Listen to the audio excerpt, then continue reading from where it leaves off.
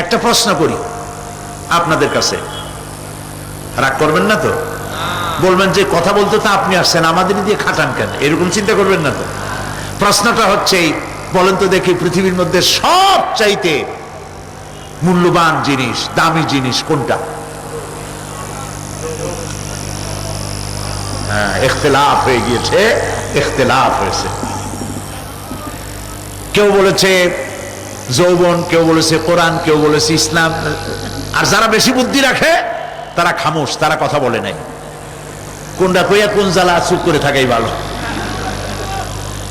সব থেকে মূল্যবান জিনিসের নাম সময়।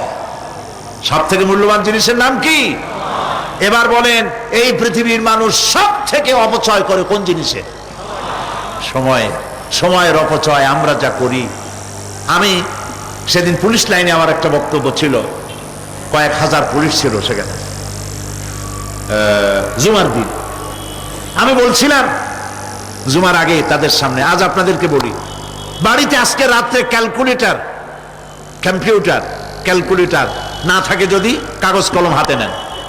জীবনের 15 বছর বাদ দেন, এখন আপনার বয়স এখন যা, এই বয়সে প্রতিদিন ওই যৌবন প্রাপ্তির পর থেকে নিয়ে এই পর্যন্ত প্রতিদিন টেলিভিশনের সামনে নাটক দেখার জন্য, সিনেমা দেখার জন্য, ন্যাশনাল জিওগ্রাফি দেখার জন্য, ডিসকভারি দেখার জন্য, স্পোর্টস দেখার জন্য প্রতিদিন কয়েক ঘন্টা টিভির সামনে আপনি বসেন। এরপরে আপনি এগুলিকে সপ্তাহে কয় ঘন্টা হয়, মাসে কয় ঘন্টা হয়, বছরে কয় ঘন্টা হয়। বয়স এখন আপনার 50 বছর, 15 বছর বাদ দেন, 35 বছর। হিসাব করেন কয় বছর আপনি টেলিভিশনের সামনে বসা ছিলেন। আমার কথা কি মাথায় ঢুকছে? কয় বছর টেলিভিশন আর সিনেমা হলে বসা ছিলেন? চায়ের দোকানে গল্প করতে গিয়ে, আড্ডা মারতে গিয়ে কতটা সময় নষ্ট করেছেন? রবীন্দ্রনাথ, যতীন্দ্রনাথ, যোগীনাথ, তারপরে আরো কি, এই যে শরৎচন্দ্র, এই সমস্ত এই নাম মনে আসলো, কবি, সাহিত্যিক, ঔপন্যাসিক, নাট্যকার, তাদের বইপত্র, গল্পের বই, ভূতের গল্প, এই সমস্ত গল্পের বই পড়িয়া জীবনে কতটা সময় নষ্ট করেছেন। সবগুলি এক জায়গায় করেন, সবগুলি এক জায়গায় করেন, এরপরে আপনার চোখ ছানা বড় হয়ে যাবে। দেখতে পাবেন আপনার জীবনের উল্লেখযোগ্য 35 বছরের কম করে হলো 20 বা 25 বছর অপচয় হয়ে গেছে, নষ্ট হয়ে গেছে। ইন্না লিল্লাহি ওয়া ইন্না ইলাইহি রাজিউন। জীবনের সব থেকে মূল্যবান সময়গুলি নষ্ট করে ফেলেছি আমরা। আল্লাহ পাক বলেছেন, পরীক্ষা নেওয়ার জন্যই এই পৃথিবীতে দিয়েছিলাম। এখন ওর পরীক্ষার, ছাত্রের পরীক্ষার সময় 3 ঘন্টা, রেজাল্ট আউট হবে এখন। আর আপনার আমার পরীক্ষা মৃত্যুতে, জন্ম থেকে শুরু মৃত্যু পর্যন্ত, কিন্তু রেজাল্ট এখানে আউট হবে না। রেজাল্ট আউট হবে কোথায়? কিয়ামতের দিন। কোথায় হবে? হতেই হবে কিয়ামতের দিন। সেদিন এই পৃথিবীতে যারা ভালো কাজ করবে, ভালো কাজের জন্য আল্লাহ পুরস্কার দিবেন, আর মন্দ কাজ যারা করবে তাদের জন্য তিরস্কার তারা পাবেই। এই জন্য বিচার, কিয়ামত হওয়া, বিচার হওয়া, এটা বিবেকের দাবি, এটা জ্ঞানের দাবি। যারা বুদ্ধিজীবী দাবি করে, কপাল পোড়া, এরা এটা বোঝে না, এদের মাথার মধ্যে এটা ঢোকে না। ঠিক কিনা বলে? প্রিয় ভাই সব, কিয়ামত হবে এবং কিয়ামতে আল্লাহর দরবারে আমাদের সকলকে উঠতে হবে, এতে কোনো সন্দেহের অবকাশ নাই। এবার দেখেন, আল্লাহ পাক এবার যুক্তি দিয়ে বুঝাচ্ছেন। সুবহানাল্লাহ বলেন। তোমরা যারা বলো যে মরে যাব, পচে যাব, মাটির সাথে মিশে যাব, আবার জিন্দা হবো কেমনে? আল্লাহ বলে, কেমনে জিন্দা হবা বুঝাই। সুবহানাল্লাহ বলেন।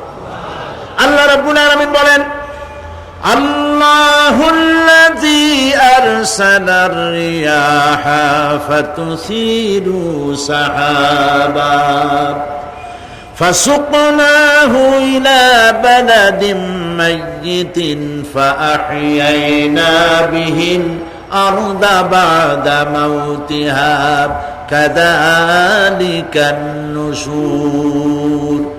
আল্লাহ পাক বলেন, লক্ষ্য করে দেখো, সমুদ্রের লবণাক্ত পানিগুলি বাষ্পীয় আকারে মেঘমালায় পরিণত করে দেই, আর বাতাসকে হুকুম করি মেঘটাকে টেনে নিয়ে যাও অমুক জায়গায়। আল্লাহ যেখানে বৃষ্টি দিতে চান, বাতাস মেঘকে ঠেলে নিয়ে সেখানে নিয়ে আসে। বৃষ্টির পানিগুলি পড়ল, আল্লাহ পাক বলেন, আকাশের সেই বৃষ্টির পানি দিয়া মরা জমিনকে আমি জিন্দা করে দিলাম। ফাআহিয়ানা বিহিল আরদা বাদা মাউতিহা, এই মৃত্যু জমিনকে আমি জিন্দা করলাম। সেখানে তুমি বীজ বপন করলে, সেই বীজগুলি, বীজের মাথা ফাটাইয়া চারাগুলি কে বাড়ি করে দিল? মাটির আস্তরণ, মাটির আস্তরণের মধ্যে কদুর বিচি, লাউর বিচি। আপনারা কদু কর না লাউ বলেন? যেটাই হোক, বুঝলেই হইল, কদু অথবা লাউ একই কথা। অথবা যে কোনো শাক সবজি, উদ্ভিদ, এর চারা, এর বীজ মাটিতে দেওয়া হলো। মাটিটা ফেটে চারা, যে পাতা দুটো বেরিয়ে আসলো, এই পাতা কি শক্ত না নরম? তাহলে মাটিটা ফাটাইয়া পাতা দুটো বাইর করে দিল কে? সুবহানাল্লাহ বলে। মরা জমিন থেকে, মরা জমিনে বৃষ্টির পানি দিয়ে জমিনটাকে জিন্দা করে তার ভিতর থেকে আমি এভাবে করে জিন্দা করি, উদ্ভিদগুলিকে জিন্দা করে দেই। ঠিক একইভাবে কাযালিকান নুশুর, এইভাবে করে কিয়ামতে তোমাদেরকে উঠানো হবে। সুবহানাল্লাহ। লাল শাক দেখছেন? লাল শাক খান না আপনারা? বিচিগুলো ছোট ছোট, বিচিগুলি ছড়ায় দেন, দেখবেন কয়েকদিনের মধ্যে মাটির থেকে সব উদ্গত হয়ে যাবে। আল্লাহ পাক এই পৃথিবীতে আমাদের সৃষ্টি করেছিলেন, কবরের মধ্যে আমরা চলে যাব। সে কবর কি, হাসর কি, ইত্যাদি বলবো ইনশাআল্লাহ ধীরে ধীরে। তো মাটির ভিতর থেকে এই গাছগুলি, চারাগুলি যেভাবে উদ্গত হয়, আল্লাহ পাক বলছেন এইভাবে করে আমি তোমাদেরকে জিন্দা করব, আবার উঠাবো, এতে কোনো সন্দেহ নাই। সুবহানাল্লাহ। রব্বুল আলামিন দৃষ্টান্ত দিয়ে বুঝাচ্ছেন, আলাম ইয়াকুন নুতফাতাম মিন মানিয়্যিন ইউমনা সুম্মা কানা আলাকাতান ফাখালাকা ফাসাওয়া ফাজআলা মিনহু যাওজাইনি আয-যাকারা ওয়াল উনসা। আল্লাহ পাক বলেন, মানুষ কি নিকৃষ্টতম? মাতৃগর্ভে নিক্ষিপ্ত এক ফোঁটা পানি ছিল না, আমি তার থেকে আকার আকৃতি দিয়ে সুগঠিত করে মানুষের আকার দান করেছি। আর মায়ের পেটের ভিতরে আমি নারী আর পুরুষ বানাইছি, কন্যা সন্তান এবং পুত্র সন্তান বানাইছি। সুবহানাল্লাহ। এখন মানুষে কয় যে আমরাও পারি। এই যে ক্লোনিং সিস্টেম একটা শুরু হয়েছে, শুনছেন আপনারা? কথা না কইলে বুঝি কি? ক্লোনিং পদ্ধতি। এটি ক্লোনিং পদ্ধতি, বিজ্ঞানীরা যারাই কাজটা করতেছে, তারা বিশ্ব সভ্যতাকে বিনষ্ট করার একটি মারাত্মক কাজে তারা হাত দিয়েছে।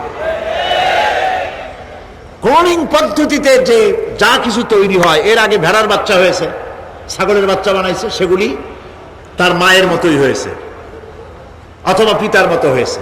পিতার ডিএনএ নিয়ে একটা পুরুষ জাতীয় জন্তুর ডিএনএ অথবা স্ত্রী জাতীয় একটি জন্তুর ডিএনএ নিয়ে তারপরে বিশেষ প্রক্রিয়ার মাধ্যমে সন্তান, এই বাচ্চা উৎপাদনের ব্যবস্থা তারা শুরু করেছে পশু দিয়ে। এরপরে মানুষ এভাবে করা যায় কিনা সেই চিন্তা তারা করেছে। ইতিমধ্যে নাকি দুটো বাচ্চা হয়েছে, এটা সত্য না মিথ্যা এখনো যাচাই করা যায় নাই। কিন্তু পশুর থেকে যেগুলো হয়েছে সবগুলি রোগ নিয়ে আসছে পৃথিবীতে, গেল এক নম্বর কথা। দুই নম্বরে ডিএনএর মাধ্যমে যে মানব শিশু পয়দা হয় তার সবগুলি তার মায়ের অনুকরণে হয়। একেবারে অবিকল মায়ের চেহারা নিয়ে আসতেছে, অবিকল পিতার চেহারা নিয়ে আসতেছে। চিন্তা করুন, এই মেয়ে যখন বয়সপ্রাপ্ত হবে তখন তার পিতা কি করে বুঝবে তার বউ কোনটা আর মেয়ে কোনটা? কথা শুনতেছেন? পিতার অবিকল চেহারা নিয়ে একটা সন্তান আসলো, এখন সন্তান বড় হয়েছে, তার মা কি করে বুঝবে যে আমার স্বামী আসছেন, আমার ছেলে আসছে? মানুষের এই হাজার হাজার crore crore million billion trillion মানুষ আল্লাহ পাক সৃষ্টি করেছেন এই পৃথিবীতে। একটা মানুষের চেহারার সাথে আর একটা মানুষের মিল না, গলার আওয়াজেরও মিল নাই। যতই নকল করার চেষ্টা করুক একজন আর একজনের, ধরা পড়েই। ঠিক কিনা কন? ধরা পড়বেই। গলার আওয়াজের যদি মিল থাকতো কি হইতো? এই যে মাহফিল আসছেন আপনারা ওয়াজ শুনতে, বউ আছে বাড়ি, আপনার অবিকল আপনার আওয়াজের মতো একজন, গলার আওয়াজ ঠিক একই রকম, আপনার ঘরের দরজা কাছে যেয়ে বলতো, শুনছো আমি আসছি, দরজা খুলে দাও। তারপর দরজা খুললে কি হইতো চিন্তা করেন, সুবহানাল্লাহ বলবেন না? সুতরাং ক্লোনিং পদ্ধতিতে যারা মানুষ বানাবার চেষ্টা করছে, বিশ্ব সভ্যতাকে ধ্বংস করার জন্য, নৈতিকতার বাঁধকে ভেঙে দিয়ে পৃথিবীকে জেনা ব্যভিচারের একটি বিশাল একটি জাহান্নামে পরিণত করার জন্য তারা এই চেষ্টা চালাচ্ছে। উচিত হবে পৃথিবীর সমস্ত নেতৃবৃন্দ, বিশ্ব নেতৃবৃন্দের ঐক্যবদ্ধ হয়ে এই দুঃসাহসিক কাজকে বাধা দিয়ে বন্ধ করে দেওয়া উচিত। আল্লাহর সৃষ্টির সাথে পাল্লা দিতে গেলে ধ্বংস ছাড়া পথ থাকবে না। লক্ষ্য করেছেন, আপনি সাক্ষী দিলে আজ এক সাক্ষী দেবেন, কালকে বলবেন যে ওই সাক্ষী আমি দেইনি। আজকে সই করেছেন, কালকে বলবেন ওই সই আমি করি নাই। কিন্তু আল্লাহ রাব্বুল আলামিন আপনার ফিঙ্গারপ্রিন্ট, আপনার আঙ্গুলের ছাপ এমন করে দিয়েছেন, এই আঙ্গুল দিয়ে যদি কাগজের উপর একটা টিপ মারেন, টিপ সই করেন, আপনার বাবা কবর থেকে উঠে এসেও বলতে পারবে না যেটা আপনার না। আদম আলাইহিস সালাম থেকে নিয়ে আজ পর্যন্ত, আজ থেকে নিয়ে কিয়ামত পর্যন্ত যত মানুষ পৃথিবীতে এসেছে আর আসবে, কোন মানুষের আঙ্গুলের রেখার সঙ্গে আর একজন আঙ্গুলের রেখার মিল হবে না। এ হচ্ছে আমার আল্লাহর সৃষ্টি, সুবহানাল্লাহ। সুতরাং তিনি বলছেন, আমি মাতৃগর্ভের ভিতরে সন্তান তৈরি করি, সেই সন্তানকে কোনটা কন্যা সন্তান, কোনটা পুত্র সন্তান আমি বানাই।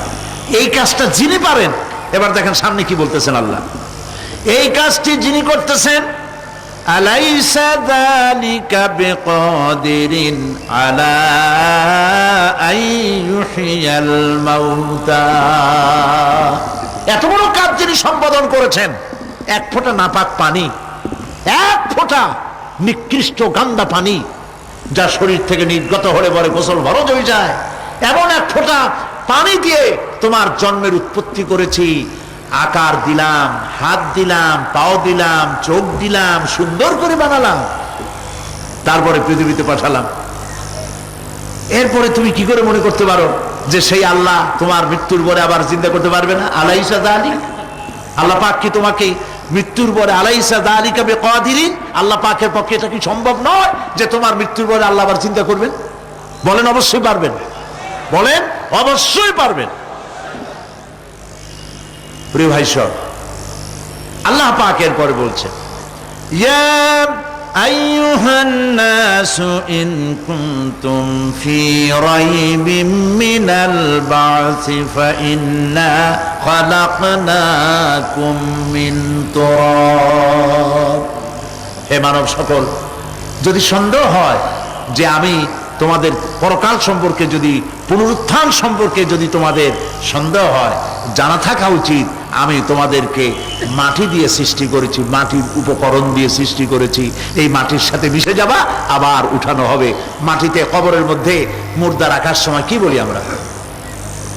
মিনহা খালাকনাকুম ওয়া ফিহা নুঈদুকুম। পড়েন সবাই, মিনহা خلقناكم وفيها نعيدكم ومنها نخرجكم تارة أخرى। মাতৃগর্ভের ভিতরে মানুষকে আল্লাহ রাব্বুল আলামিন হাত পাও চক্ষু কর্ণ নাসিকা দিয়ে সুন্দর করে মায়ের পেটের ভিতরে বানায়া এই পৃথিবীতে আল্লাহ পাক পাঠায় দেন। আর আল্লাহ পাক বলেন, সুম্মা নুখরিজুকুম তিফলা, বাচ্চার আকারে মায়ের পেট থেকে বের করে দিলাম। যে আল্লাহ রাব্বুল আলামিন এইভাবে করে তোমাদেরকে সৃষ্টি করেন। যালিকা বিআন্নাল্লাহা হুয়াল হক, জেনে রাখো এ সব কিছু এই জন্যই ঘটে যেহেতু আল্লাহ রাব্বুল আলামিন, আল্লাহ তাআলা মহাসত্য, তিনি যা বলেন তাও সত্য, তার কথার মধ্যে কোনো রকমের বৈপরীত্য নাই। ব্যারোমিটার যন্ত্র আছে, যে যন্ত্রের মাধ্যমে আবহাওয়া মাপা হয়, বৃষ্টি হবে কি হবে না, ঝড় হবে কি হবে না, জলোচ্ছ্বাস হবে কি হবে না, এগুলি ব্যারোমিটার যন্ত্র দিয়া, আবহাওয়া মাপা যন্ত্র দিয়ে তারা মাপে। কিন্তু আপনারা কি কখনো শুনেছেন যে রেডিও টেলিভিশনে বলা হয়েছে সন্দ্বীপ, কুতুবদিয়া, হাতিয়া, সেন্ট মার্টিন এবং বাঁশখালী, আর কি কোন দু একটার নাম, কক্সবাজার, পতেঙ্গা ইত্যাদির উপর দিয়ে 280 মাইল স্পিডে ঝোড়ো হাওয়া প্রবাহিত হবে। আগামীকাল 30 ফিট উঁচু হয়ে জলোচ্ছ্বাস হবে, এরকম কথা বলে কেউ? কি বলে? হইতে পারে, হইতে পারে, বজ্র সহ বৃষ্টিপাত হতে পারে। এবার কোরআন শরীফ দেখুন তো, কোরআন শরীফে কোথাও আছে পরকাল হইলেও হইতে পারে, কবর আযাব এটাও হয়তো হইতে পারে, জান্নাত আর জাহান্নাম থাকতেও পারে, এরকম কথা আছে? সব কথা ডাইরেক্ট, কোন কথার ভিতরে কোন রকমের বৈপরীত্য নাই। আল্লাহ রাব্বুল আলামিন বলেছেন ইযাস সামাউ ফাতারাত, আকাশ সমূহ যখন বিদীর্ণ হয়ে যাবে, ওয়া ইযাল কাওয়াকিবু তাসারাত, আর যখন তারকা সমূহ বিক্ষিপ্ত হয়ে পড়বে, ওয়া ইযাল কুবুর বুসিরাত, আর যখন কবরের ভিতরে যা কিছু আছে সব উদ্গীরণ করে দেওয়া হবে। সমস্ত কথাগুলি ডাইরেক্ট। যালিকা বিআন্নাল্লাহা হুয়াল হক, যেহেতু আল্লাহ মহাসত্য। ওয়া মান আসদাকু মিনাল্লাহি কিলা, আর আল্লাহ চাইতে সত্যবাদী আর কে আছে? বলেন আছে কেউ? সে আল্লাহ রাব্বুল আলামিন বলেন এত কিছু কাজ এত সুন্দর ব্যবস্থাপনা করে যিনি করেন, ওয়া আন্নাহু ইউহিল মাউতা ওয়া আন্নাহু আলা কুল্লি শাইইন কাদির। সে আল্লাহ রাব্বুল আলামিন তোমাদেরকে তোমাদের মৃত্যুর পরে আবার জিন্দা করবেন, এতে সন্দেহ করার কোনো কারণ নাই। وأن الساعة آتية لا ريب فيها وأن الله يبعث من في القبور। আল্লাহ পাক বলছেন অবশ্যই কিয়ামত আসবে, তাকে কেউ বিন্দুমাত্র এতে কোনো সন্দেহ নাই। আর وأن الله يبعث من في القبور, আর আল্লাহ পাক অবশ্যই কবরে যা কিছু আছে সব বের করে নিয়ে আসবেন। কান্নাহুম জারাদুল মুনতাশির, যেমন আপনারা দেখছেন কিনা এই যে যখন বন্যা বলে, পানি টানি যখন ওঠে, বন্যা না কি বলে, তুফান, বন্যা ইত্যাদি যখন হওয়ার সম্ভাবনা হয়, তখন মাটি থেকে, গ্রাম্য পরিবেশে দেখা যায় মাটি থেকে পোকামাকড়গুলি এভাবে উঠতে থাকে। দেখছেন না আপনারা? দেখছেন কিনা? পাখাওয়ালা পিঁপড়াগুলি এইভাবে সব উঠতে থাকে। কান্নাহুম জারাদুম মুনতাশির, এইভাবে করে পোকামাকড় পতঙ্গগুলি যেভাবে মাটি থেকে উদ্গত হতে থাকে, সমস্ত খবরগুলি থেকে মানুষগুলি এভাবে উদ্গত হয়ে যাবে।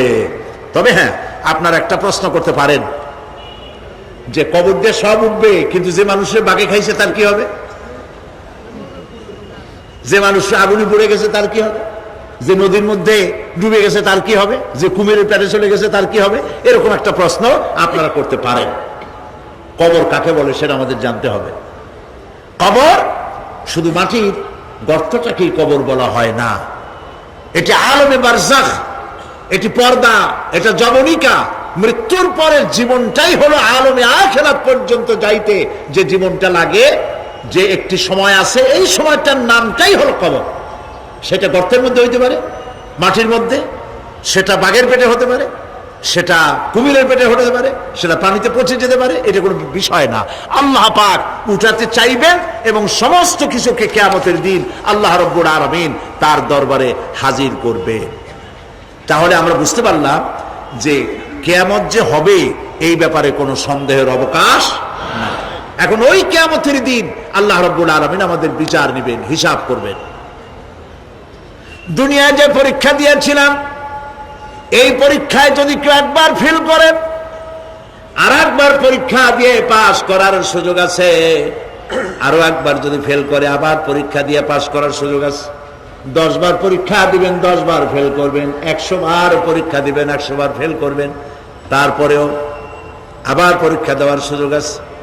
কিন্তু কিয়ামতের ময়দানে যদি কোনো মানুষ তার জীবনের পরীক্ষায় যদি ফেল করে, দ্বিতীয়বার পরীক্ষা দিয়া পাস করার আর কোনো সুযোগ নাই।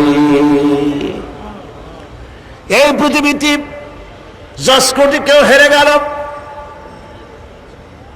হাইকোর্টে আপিল করার সুযোগ আছে। হাইকোর্টে যদি হেরে যায় সুপ্রিম কোর্টে কেস করে জেতার সুযোগ আছে, আপিল করার সুযোগ আছে। সুপ্রিম কোর্টেও হেরে গেল, প্রেসিডেন্টের কাছে জীবন ভিক্ষা চাওয়া যাইতে পারে।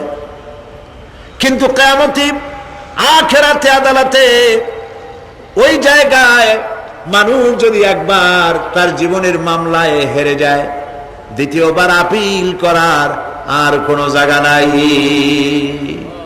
কঠিন জায়গা, সেই জায়গা হবে এবং সেখানে সবাইকে উঠতেই হবে। সুতরাং এই যে প্রশ্ন করা হয় যে এই কিয়ামত কবে হবে, এটা বিশ্বাস করি না, হ্যান ত্যান ইত্যাদি, মরলে আবার জিন্দা করবে কে, এইসব প্রশ্নের কোনো দাম নাই।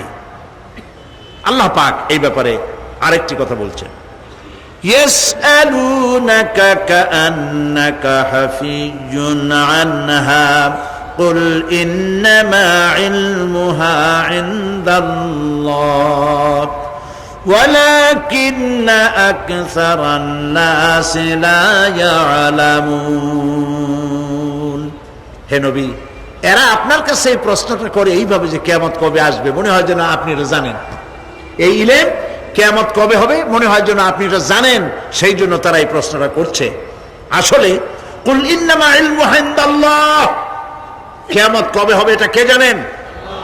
ওয়ালাকিন্না আকসারান নাস লা ইয়ালামুন, অবশ্যই অধিকাংশ মানুষের এইটা জানে না। কিয়ামত কবে হবে এটা একমাত্র আল্লাহ পাক জানেন। পরকালের জীবন যে হবে এতে কোনো সন্দেহ নাই, সেই ব্যাপারে আল্লাহ পাক বলছেন, আআনতুম আশাদ্দু খালকান আমিস সামাউ বানাহা। তোমরা যে পুনরুত্থান সম্পর্কে অস্বীকার করো, এবার চিন্তা করো, তোমারে বানানো কঠিন না ওই মহা আকাশটা বানানো কঠিন? কোনটা কঠিন বলেন না আপনারা, কোনটা কঠিন? আপনারা একটু তাকায় দেখেন তো, এই যে বিশাল প্যান্ডেল, এই প্যান্ডেলে খুঁটি আছে না নাই? আছে কিনা? কতগুলা খুঁটি গুনতে আপনার আধা ঘন্টা খানেক সময় লাগবে, ঠিক না? এই একটা প্যান্ডেল বানাতে যদি এতগুলি খুঁটি লাগে, তাহলে বিশাল আকাশে যদি এইরকম খুঁটি লাগতো আকাশটারে ঝুলায় রাখার জন্য, তাহলে চিন্তা করেন তো, খুঁটির জ্বালায় গাড়ি গাড়ি চালান যাইতো? আছে কোনো খুঁটি? জোরে বলেন, আছে? নাই। ওই আকাশটাকে আল্লাহ পাক বলছেন, আনতুম আশাদ্দু খালকান আমিস সামাউ বানাহা, তোমারে বানানো কঠিন নয় বিশাল আকাশ বানানো কঠিন? কোনটা কঠিন ছিল? তো ওই আকাশটা বানানোই তো আল্লাহ পাকের কাছে সহজ হয়ে গেছে। তাহলে তোমারে একবার বানাইয়া যে একবার বানাতে পেরেছেন তিনি আবার জিন্দা করতে পারবেন না, এই চিন্তা কেন করো? আল্লাহ রাব্বুল আলামিন কোরআনে কারীমের ভিতরে পরিষ্কার করে বলেছেন, ওরা বলে, কাফের বেঈমানেরা বলে, ক্বালা মান ইউহয়িল ইযামা ওয়া হিয়া রামীম, আমাদের হাড় গোড় যখন পচে যাবে, গলে যাবে, কে আমাদের জিন্দা করবে?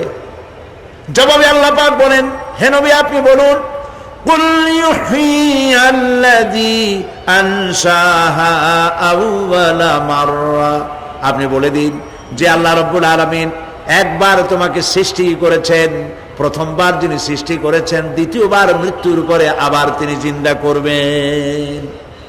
কেন বিশ্বাস করো না? সুতরাং এই যে আল্লাহ পাক মানুষকে জীবন দিয়েছেন, এই জীবনের পরে মৃত্যু, মৃত্যুর পরে আবার আমাদের সকলকে উঠতে হবে এবং আল্লাহ পাকের দরবারে আমাদেরকে উপস্থিত হতে হবে। এই কথাগুলি যারা অস্বীকার করে, পরকাল যারা মানে না, তাদের সম্পর্কে আল্লাহ পাক বলছেন, والذين كذبوا بآياتنا ولقاء الآخرة حبطت أعمالهم। আল্লাহ পাক বলেন, যারা পরকালকে অস্বীকার করেছে, আখিরাত যারা মানে না, তাদের জিন্দেগীর সকল আমলগুলিকে আল্লাহ পাক বরবাদ করে দিবেন। পরকালের বিশ্বাসের উপরে ভিত্তি করেই মানুষের চরিত্র ভালো হইতে বলেন পারে। একটা দৃষ্টান্ত দেই, একটা দৃষ্টান্ত। এই যে যারা চুরি করে, ডাকাতি করে, সন্ত্রাস করে মানুষ মারে, এখন তো আল্লাহর রহমতে সন্ত্রাস বন্ধ হয়েছে, হয় নাই? হয়েছে কিনা? সন্ত্রাস বন্ধ হয়েছে, আলহামদুলিল্লাহ বলে। এই সন্ত্রাসগুলি করে কি জন্যে? এদের ধারণা নাই যে আল্লাহ পাক আমাদেরকে উঠাইতে পারবে, আমাদের মৃত্যু হবে। পরকালের চিন্তা নাই বলেই তারা এই কাজটা করে। চাঁদাবাজি, মাস্তানি, কে আপনাকে ঠেকাবে? পুলিশের ভয় আপনি ঘুষ নেবেন না, পুলিশে দেখে ফেলবে। অথবা কোনো পুলিশ মনে করলো যে আমার ঊর্ধ্বতন অফিসার তো দেখেন আমি ঘুষ নেই। এরা যাতে অন্যায় না করে, অফিসাররা, গভর্নমেন্টের লোকেরা অন্যায় না করে, জনগণ অন্যায় না করে, সেই জন্য এন্টি করাপশন ডিপার্টমেন্ট রাখা হয়েছে, দুর্নীতি দমন বিভাগ। দুর্নীতি যাতে না করে সেই জন্য দুর্নীতি দমন বিভাগ।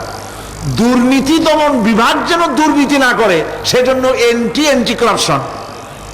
এখন দুর্নীতি যাতে না হয় ওই দমন বিভাগের দুর্নীতি বন্ধ করার জন্য যারে বানানো হলো, তারাও যাতে আবার দুর্নীতি না করে সেই জন্য এন্টি করাপশন। কত এন্টি বানাবেন? কোন ঠিকাইতে পারবেন না, ঠেকাতে পারবেন না।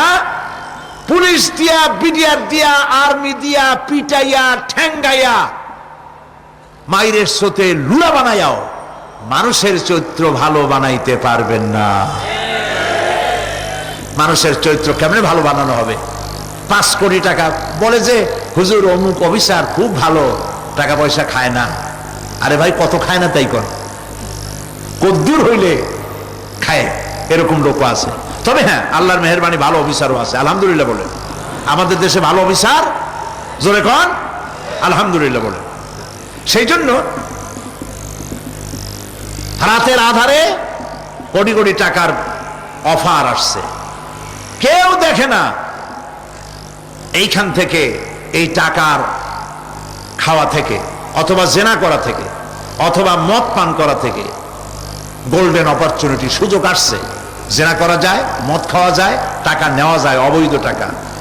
এই অপরাধ থেকে বাঁচাতে পারে একমাত্র পরকালের জবাবদেহিতা, আখিরাতের ভয়। আল্লাহর কাছে আমাকে জবাবদিহি করতে হবে, এই ভয় ছাড়া আর কোনো কিছুই মানুষের এই বিপদ থেকে মানুষের চরিত্র ভালো বানাইতে পারে না।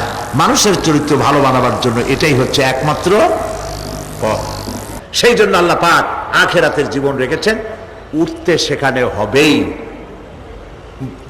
এই পৃথিবীতে একবার যখন আসছি, আমাদেরকে জিন্দা আল্লাহ করবে এবং সমস্ত কথাগুলির জবাব আল্লাহর কাছে দিতে হবে। পরকালের ব্যাপারে আল্লাহ পাক একটা ঐতিহাসিক যুক্তি দিয়েছেন। অনেক যুক্তি কোরআনে কারিমে দিয়েছেন। আরেকটি যুক্তি আপনারা শোনেন, একেবারে ঐতিহাসিক যুক্তি। আল্লাহ পাক বলছেন, মহান আল্লাহ তাআলা আখিরাতের বাস্তবতা সম্পর্কে একদিকে যেমন তার সৃষ্টির কলা কৌশল সম্পর্কে বলেছেন, আর একদিকে মানুষকে চিন্তা ভাবনা করতে বলেছেন। চিন্তা ভাবনা করে দেখো, কালের সাক্ষী, কালের পুঞ্জীভূত সাক্ষী গ্রহণ করো, দেখো যে পরকাল হবে কিনা, এই আল্লাহ পাক কিয়ামতে তোমাদেরকে উঠাতে সক্ষম কিনা। আল্লাহ রাব্বুল আলামিন বলেন, ওয়াত্তুর ওয়া কিতাবিম মাসতুর ফি রাক্কিম মানশুর ওয়াল বাইতিল মামুর ওয়াস সাকফিল মারফু' ওয়াল বাহরিল মাসজুর ইন্না আযাবা রাব্বিকা লাওয়াকি' মা লাহু মিন দাফি'। সূরা তুর। আল্লাহ পাক বলছেন, তুর পাহাড়ের শপথ, তুর পাহাড়ের শপথ, সেই প্রকাশ্য পবিত্র গ্রন্থের শপথ যা লিপিবদ্ধ রয়েছে মসৃণ ঝিল্লিতে, চর্ম ঝিল্লিতে লিপিবদ্ধ রয়েছে। আরো শপথ বাইতুল মামুরের, আরো শপথ সুউচ্চ আকাশের, আরো শপথ উচ্ছ্বাসিত তরঙ্গায়িত সমুদ্রে। নিশ্চয়ই সেই আযাব আসবে, আযাব মানে কিয়ামত, সেই পরকাল অবশ্যই আসবে। মা লাহু মিন দাফি', এই শাস্তি থেকে, এই কিয়ামত আসা থেকে, এই কিয়ামত সংগঠিত হওয়া থেকে রোধ করার মতো ক্ষমতা কারো নাই। সুবহানাল্লাহ। এখন আল্লাহ পাক তুর পাহাড়ের কসম করছেন। তুর পর্বত হচ্ছে সেই পর্বতের কথাই ধরা যাক, যেখানে এটি ঐতিহাসিক পর্বত, হযরতে মূসা আলাইহিস সালামকে আল্লাহ রাব্বুল আলামিন যেখানে নবুয়তের শিরস্থান পড়িয়ে দিয়েছিলেন তুর পাহাড়ের ভিতরে, অতুর সিনিন, তুর পাহাড়ের কসম আল্লাহ পাক বলছেন। এবং খোদায়ের আল্লাহ রাব্বুল আলামিনের সঙ্গে বিরোধিতা করার কারণে ফেরাউনকে এই তুর পাহাড়ের কাছেই লোহিত সাগরের মধ্যে, দরিয়ায় নীলের মধ্যে আল্লাহ পাক ডুবিয়ে মেরেছিলেন। এবং নির্যাতিত বনী ইসরাইলকে শাস্তি দেওয়ার চূড়ান্ত সিদ্ধান্ত এই তুর পাহাড়েই আল্লাহ পাক দিয়েছিলেন।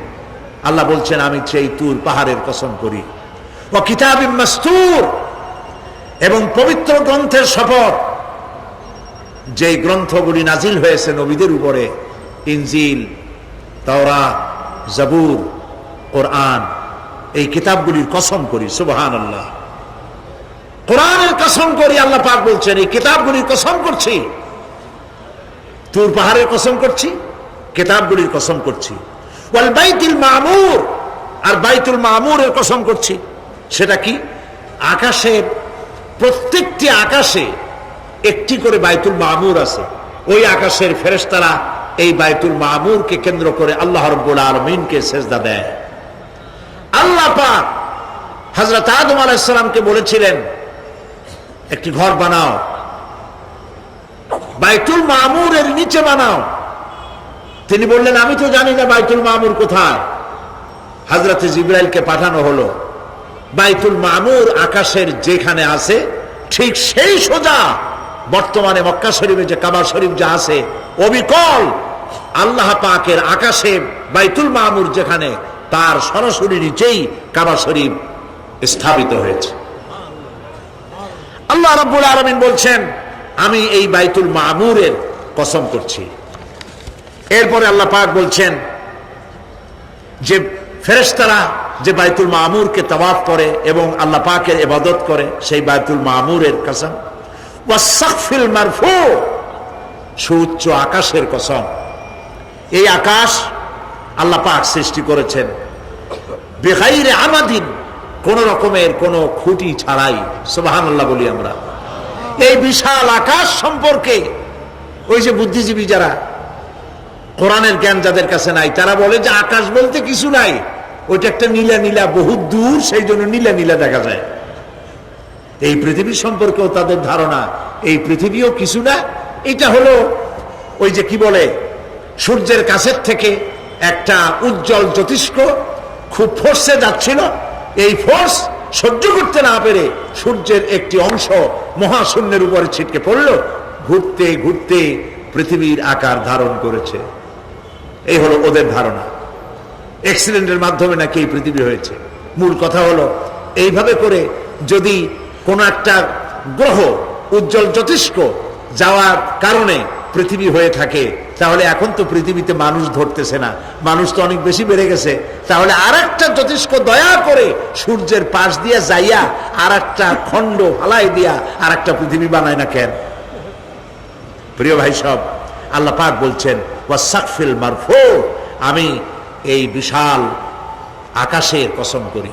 সুবহানাল্লাহ। এরপরে ওয়াল বাহরিল মাসজুর, পৃথিবীতে প্রবাহিত উচ্ছ্বসিত তরঙ্গায়িত সমুদ্র রাজির কসম করি। সুবহানাল্লাহ। আচ্ছা বলেন তো, এই পৃথিবী এর নিচে কি? এই পৃথিবীর নিচে কি?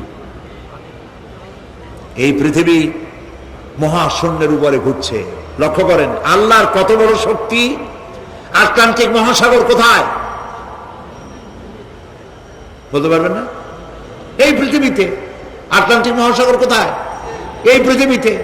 আটলান্টিক মহাসাগর, প্রশান্ত মহাসাগর, ভূমধ্য সাগর, যত সাগর আর মহাসাগর সব এই পৃথিবীতে।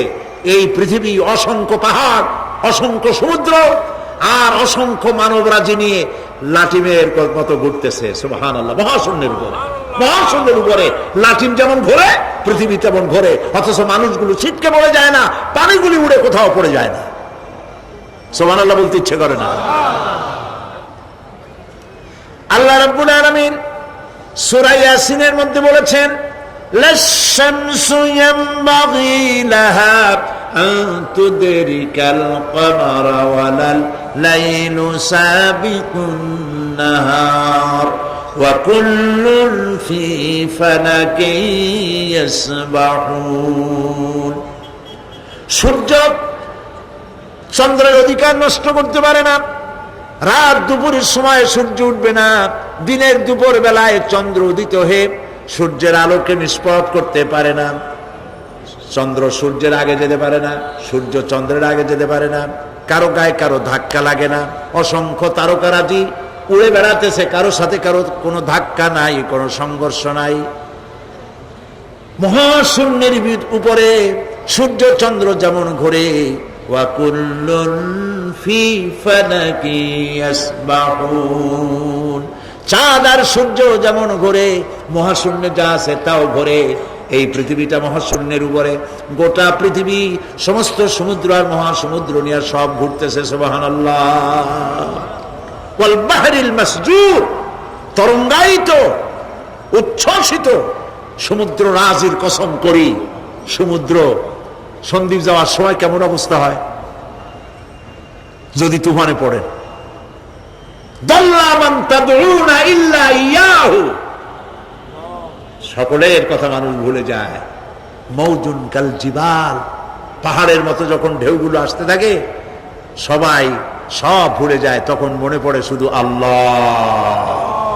কি মনে পড়ে? আল্লাহ। আল্লাহ কত বড়, সমুদ্রের কাছে যাই দেখেন। সুবহানাল্লাহ। এই বিশাল বিশাল সমুদ্র রাজির কসম করছি। এতগুলি কসম করে আল্লাহ পাক কোরআনে কারীমের মধ্যে বলছেন, দেখো এই সব জিনিসগুলি আমি সৃষ্টি করেছি, আর এই জিনিসগুলির কসম করে বলছি সেই পরকাল অবশ্যই অনুষ্ঠিত হবে, সেই আযাব আসবে। কেউ এই পরকাল অনুষ্ঠিত হওয়া থেকে কেউ ফিরাইয়া রাখতে পারবে না। এখন তোমরা প্রশ্ন করতেছো, আল্লাযী ফীহি আল্লাযী হুম ফীহি মুখতালিফুন, এই ব্যাপারে তোমরা ইখতিলাফ করতেছো, মতবিরোধ করতেছো, ঠাট্টা করতেছো, বিদ্রূপ করতেছো। কাল্লা সায়ালামুন, অবশ্যই তোমরা জানতে পারবে। সুম্মা কাল্লা সায়ালামুন, অবশ্যই তোমরা জানতে পারবে সেই পরকাল হবে, এতে কোনো সন্দেহ নাই। সুবহানাল্লাহ।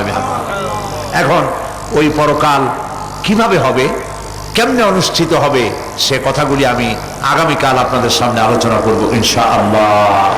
দাঁড়ানো ভাইরা একটু বসেন, দাঁড়ানো যত ভাইরা আছেন মেহেরবানি করে সবাই বসেন, আর একটু জিকির করেন লা ইলাহা ইল্লাল্লাহ, লা ইলাহা ইল্লাল্লাহ, জোরে পড়েন লা ইলাহা ইল্লাল্লাহ। আলহামদুলিল্লাহ, আজকে প্রথম দিনেই এটি কোরআনে কারীমের তাফসীরের মাহফিলের রওনক, মকবুলিয়াতের একটি নমুনা। আজকে প্রথম দিনেই পাঁচজন, আজকে প্রথম দিনেই পাঁচজন ইসলাম কবুল করার জন্য মঞ্চে এসে হাজির হয়ে গেছেন। আলহামদুলিল্লাহ বলেন। তাদেরকে আমরা ইসলাম কবুল করাবার ব্যবস্থা করছি, আর তারপরে মোনাজাত হবে, আজান হবে, এশার জামাত হবে। এত বড় জামাতের লোক কারো সামলানো উচিত না। নামাজ জামাতে আদায় করে আপনারা যাবেন। দেন কাগজ দেন। আমি একজন একজন করে তোমরা দাঁড়ায় যাবে নাম নিলে। রাখাল চন্দ্র দাস, পিতা যতীন্দ্র চন্দ্র দাস, গ্রাম রাজানগর, আখাউড়া। এর বর্তমান নাম পছন্দ করেছে মোহাম্মদ। কইছে দাঁড়া, ও আচ্ছা। তারপরে গৌরঙ্গ কুমার ঘোষ, পিতা কাঠিয়া চন্দ্র ঘোষ, ধর্ম হিন্দু, আগের জন্য হিন্দু, আর বাড়ি হলো ভেলাবো, রূপগঞ্জ। বর্তমান নাম পছন্দ করেছে মাহবুবুর রহমান।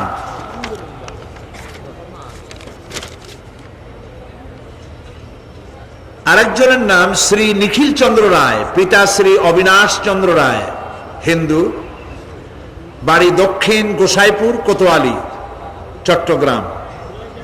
নাম পছন্দ করেছে মোহাম্মদ ওমর ফারুক। মাশাআল্লাহ। দুলাল চন্দ্র মণ্ডল, পিতা মৃত সুনীল চন্দ্র মণ্ডল, ধর্ম হিন্দু, বাড়ি হলো বালা তৈর, নিয়ামতপুর, নওগাঁ। এরা আছে চাঁদগাঁওয়ে, চট্টগ্রামে থাকে। নতুন নাম পছন্দ করেছে মোহাম্মদ আব্দুর রহমান। আরেকজন নয়নচন্দ্র সাহা, পিতা উত্তম চন্দ্র সাহা, গ্রাম বালাখাল, কদম রসুল, সীতাকুণ্ডু। বর্তমান নাম পছন্দ করেছে মোহাম্মদ সাইফুল ইসলাম। আলহামদুলিল্লাহ, আমরা আলহামদুলিল্লাহ বলি, আমরা তাদেরকে উৎসাহিত করি, জোরে বলি আলহামদুলিল্লাহ। আচ্ছা ভাই, আপনারা দাঁড়াইছেন কেন কন্ত দেখি? একটু পরেই তো দাঁড়াবেন, মোনাজাতের পরেই দাঁড়াইতে পারবেন, নামাজ পড়বেন, আল্লাহর মেহেরবানি। তো দাঁড়ানো, হাঁটা, ওনাদেরকে সম্মান দেন। বসেন, আসুন আমার কাছে আসেন, 5 জনই কাছে আসেন। হাত দেন, হাত হাত হাত হাত। আচ্ছা, মাথাগুলি নিচু করে আসেন। লা ইলাহা ইল্লাল্লাহু মুহাম্মাদুর রাসূলুল্লাহ। আল্লাহ ছাড়া কোন ইলাহা নাই, মাবুদ নাই। মুহাম্মদ সাল্লাল্লাহু আলাইহি ওয়াসাল্লাম আল্লাহর প্রেরিত রাসূল। আশহাদু আন লা ইলাহা ইল্লাল্লাহু ওয়াহদাহু লা শারীকা লাহু ওয়া আশহাদু আন্না মুহাম্মাদান আবদুহু ওয়া রাসূলুহু।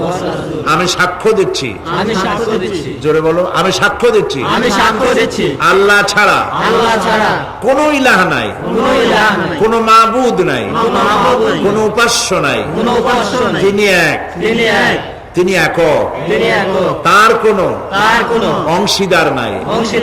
আমি আরো সাক্ষ্য দিচ্ছি মুহাম্মদ সাল্লাল্লাহু আলাইহি ওয়াসাল্লাম আল্লাহর বান্দা এবং তার প্রেরিত রাসূল। সবাইকে বলো আসসালামু আলাইকুম। জবাব দেন আপনারা।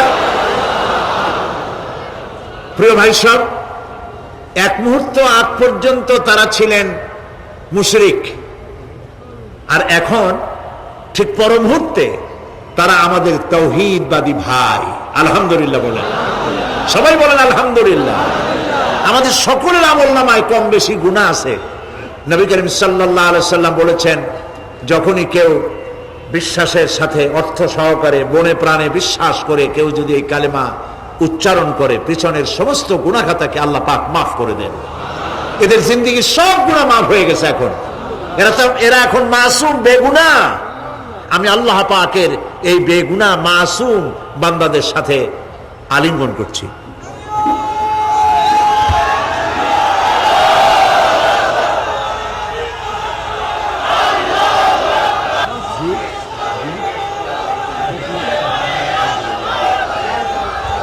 শরীফের যে তাফসীরগুলি আমি এখানে করেছি, আল্লাহ করাইছেন, সেগুলি এখন বিশাল বিশাল বই হয়ে গিয়েছে। সূরা ফাতিহা হয়েছে 520 পৃষ্ঠা, এত বড়। যারা সেবেছে তারা এর নাম রেখেছে তাফসীরে সাঈদী, সূরা ফাতিহা। আমপারা বেরিয়েছে 588 পৃষ্ঠা। এই যে আমপারার তাফসীর আজকে সূরা নাবা থেকে করলাম, 2টা আয়াতের তাফসীর প্রায় 1.5-2 ঘন্টার মতো করলাম। এই পুরা তাফসীর আমরা যদি জানতে পারি, জীবন সুন্দর হবে। আমপারা, তাফসীরে সাঈদী এবং সূরা আসর এখানে করেছিলাম 5 দিন। সেই 5 দিনের তাফসীর 788 পৃষ্ঠা সূরা আসর। ইমাম শাফিঈ রাহমাতুল্লাহ আলাইহি বলেছেন, সূরা আসর পড়ার পর মনে হয়েছে যে কোরআন শরীফের আর কোন সূরা নাজিল না হইলেও চলতো। সুবহানাল্লাহ। এগুলি সব দোকানে আছে, সূরা ফাতিহা, আমপারা, সূরা আসর। এগুলি আপনারা খরিদ করবেন। তাফহিমুল কোরআন কিনবেন, ফি জিলালিল কোরআন কিনবেন। আল্লাহ যেন আপনাদেরকে তৌফিক দান করেন। সবাই বলি আমিন। আমি আমার বন্ধু হযরত মাওলানা শামসুদ্দিন সাহেবকে সূরা ফাতিহা দিয়েছি, আমপারা এবং সূরা আসর আগামীকাল অথবা আমি আমার সময় মতো দিব। আজকে আমি আমপারা তাফসিরে সাঈদী আমপারা এবং তাফসিরে সাঈদী সূরা আল আসর, আজকের প্রধান অতিথি বাইতুস শরফের মধ্যমণি, আলেমে দ্বীন, সাহেব ইলম, সাহেব বসিরত, আল্লামা হযরত মাওলানা শাহ কুতুবউদ্দিন সাহেব দামাত বারকাতুহুল আলিয়া, তাকে এই বিশাল মাহফিলের পক্ষ থেকে আমি হাদিয়া পেশ করছি।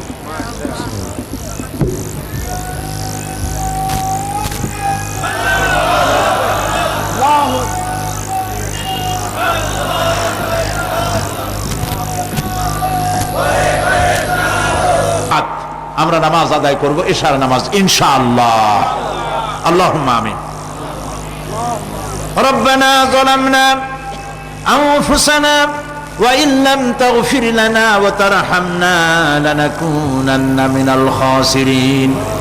রব্বানা লা তুযিগ কুলুবানা বা'দা ইয হাদাইতানা ওয়া হাব লানা মিন লাদুনকা রাহমাতান ইন্নাকা আনতাল ওয়াহ্হাব। হে আল্লাহ তাআলা, লাখো জনতা আজকের এই প্রথম দিনেই আল্লাহ তাআলা কোরআনের এই মাহফিলে দীর্ঘক্ষণ ধরে তোমার কোরআনের কথা শুনে তোমার দরবারে হাত তুলেছি। দয়া করে মেহেরবানি করে আমাদের জিন্দেগির গুনাহ খাতাকে মাফ করে দাও। আমাদের মা বাপ মুরব্বিয়ান যারা কবরে চলে গেছে, আল্লাহ তাআলা কবরগুলিকে জান্নাতের টুকরায় পরিণত করে দাও। রব্বির হামহুমা কামা রব্বায়ানি সগীরা। পড়েন সবাই, রব্বির হামহুমা কামা রব্বায়ানি সগীরা। হে আল্লাহ তাআলা, আমাদের এই বিবি বাল বাচ্চা যা দান করেছো সবগুলিকে দিনদার বানাও, ইমানদার বানাও, নামাজি বানাও, পরেজগার বানাইয়া দাও। রব্বুল আলামিন, যেই পরকালের কথা, কিয়ামতের কথা আলোচনা করলাম, সেই কঠিন হাসরের ময়দানে যেদিন পায়ের নিচে হবে তামার মতো মাটি, আর মাথার উপরে প্রকাণ্ড সূর্যের তাপে গুনাহগারের মাথার চান্দি ফেটে গিয়া মগজগুলি গলে গলে নাক কান দিয়ে বেয়ে পড়তে লাগবে। জিহ্বাটা পানির পিপাসায় কুকুরের মতো ঝুলে নাভিস্থল পর্যন্ত পড়ে যাবে। ময়দানে সারা পড়বে পানি পানি বলে। আল্লাহ তাআলা ওই দিনে তোমার হাবিবের হাতের কাউসারের পেয়ালা আমাদের নসিব করে দিও। রব্বুল আলামিন, চট্টগ্রাম এই তাফসীরুল কোরআন মাহফিলে যত মানুষ আর্থিকভাবে সাহায্য করেছেন সকলকে আল্লাহ কোরআনের খাদেম বানায়া দাও। আল্লাহ তাআলা 25 লক্ষ টাকার বাজেট করা হয়েছে। আল্লাহ তাআলা সমাজ কল্যাণ পরিষদ যেন ঋণগ্রস্ত না থাকে। তোমার বান্দা বান্দীদের দিলকে আল্লাহ তুমি নরম বানায়া দাও।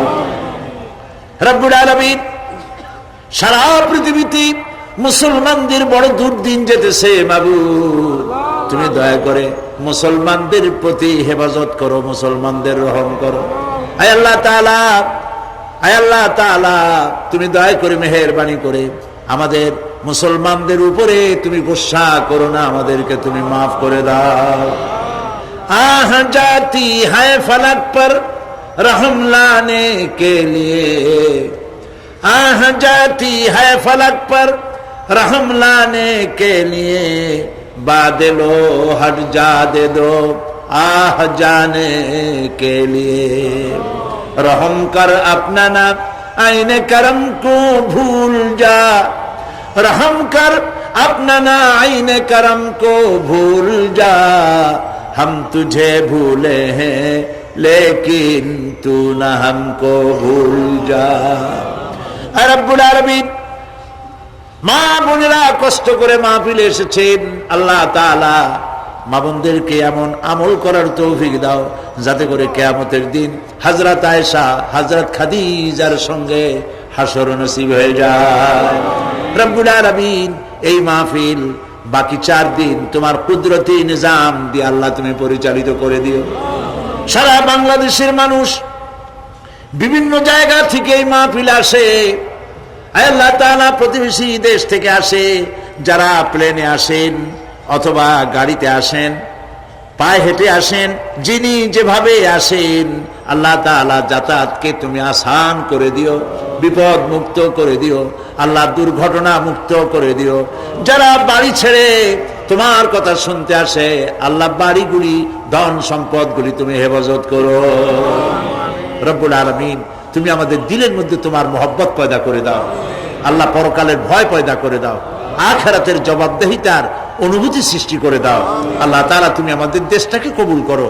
আল্লাহ তাআলা, তুমি দয়া করে মেহেরবানি করে আমাদেরকে তোমার মকবুল বান্দাদের মধ্যে শামিল করে নাও। আল্লাহুম্মা জাআলনা মিনাত তাওয়াবিন ওয়াজআলনা মিনাল মুতাতাহহিরিন ওয়াজআলনা মিন ইবাদিকাস সালিহিন ওয়াজআলনা মিনাল্লাযীনা লা খাউফুন আলাইহিম ওয়া লা হুম ইয়াহজানুন।